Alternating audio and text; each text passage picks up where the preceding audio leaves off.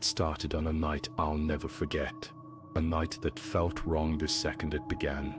My parents had gone out to dinner, leaving me alone in the house. Normally, I'd enjoy that kind of peace and quiet.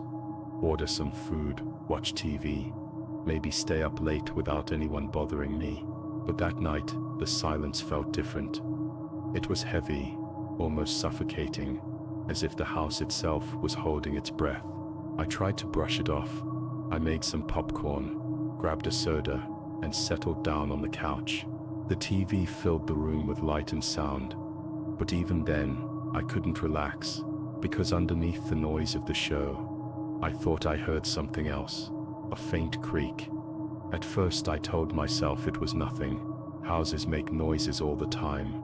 Wood settling, pipes shifting, that's what I wanted to believe. But the sound didn't stop. It came again, louder this time. Footsteps. My entire body froze. I muted the TV, straining to listen. The house went silent for a moment, and then clear as day, slow, heavy footsteps moved across the floor upstairs. I whispered to myself, "There's no one here. It's just my imagination." But my hands were already trembling. Then I heard it. Tap, tap, like fingers brushing against the wall. It traveled across the ceiling, moving from one side of the house to the other. My stomach dropped. Someone was in the house. I grabbed my phone, flicked on the flashlight, and crept toward the staircase. My legs felt like they weighed 100 pounds. When I reached the bottom, I froze again. The hallway above me was pitch black. I couldn't tell if something or someone was standing there, staring down at me. That's when I heard it. Breathing.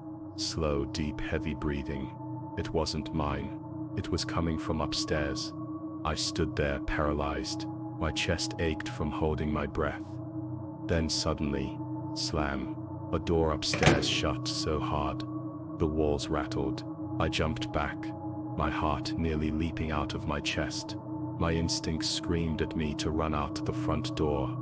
But instead I started up the stairs, step by step. The wood groaned beneath me, each creak echoing through the house. When I reached the top, the hallway stretched out in darkness. My parents' room, the guest room, my own room. All the doors were closed, all except one, the attic. Its door was cracked open. We never left it open. My dad always kept it locked, because the attic creeped us all out. But now, it stood there, just barely ajar, like it was waiting for me. My throat went dry. Against every ounce of common sense, I stepped closer. The door hinges let out a long, painful creak. As I pushed it wider, my flashlight beam cut through the darkness. Dust floated in the air.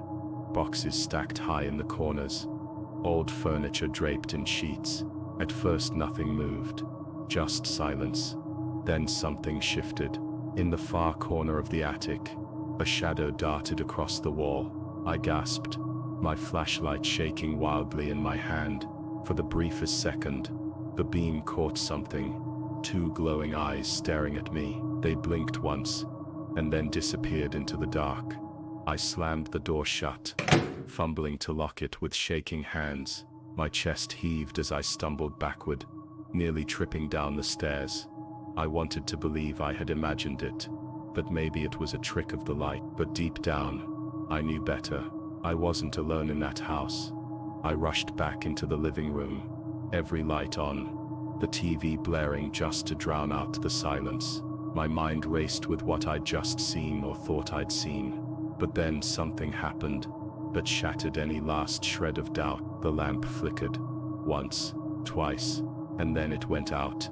The room fell into complete darkness, and from behind me, I heard footsteps, slow, steady, coming closer.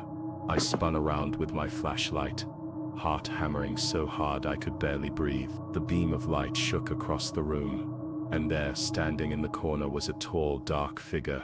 It wasn't moving, it wasn't breathing, it was just standing there, watching me. The air felt colder, my skin prickled with fear. I opened my mouth to scream, but no sound came out. And then, The lights came back on. The corner was empty. My knees nearly buckled. I didn't know if I was losing my mind or if something truly was inside the house with me. But before I could make sense of it, the sound returned. Tap, tap. This time it was coming from right behind me. I froze. And slowly, I turned around. I turned around slowly. My heart pounding so loud it drowned out every other sound. My flashlight beam shook in my trembling hands. But when the light swept across the room, there was nothing. Empty walls, empty floor. But I knew what I had heard. The tapping, the breathing, the footsteps. Someone was in here with me. I stumbled backward, gripping my phone, trying to call my parents. My thumb slid across the screen, but before I could even dial, the phone shut off. Dead. The battery had been full. I knew it. Yet now, the screen was black. My breathing grew faster. My body screamed to leave, to run out the front door. But something inside me whispered, "If you open that door, whatever's in here will follow you outside." I didn't want to believe that voice, but I couldn't ignore it. Then from the kitchen I heard it. The sound of silverware clattering against the counter, like someone was running their hand along the drawer, knocking the forks and knives around. I forced myself to move, creeping toward the kitchen door. Every step echoed, the wooden floor moaning under my weight. I reached the kitchen and froze. The drawer was wide open. Every knife inside was scattered across the counter, and on the wall, drawn with something dark, something that looked a lot like dried blood, were 3 words. "I see you." My stomach turned. I stumbled back, knocking into the table behind me. A chair toppled over, slamming against the floor. The sound echoed like thunder in the silence. And then, footsteps again, from the hallway. I spun around, my flashlight catching it for just a second. Someone tall and thin, moving past the doorway. I couldn't breathe. My skin felt like ice. "Who's there?"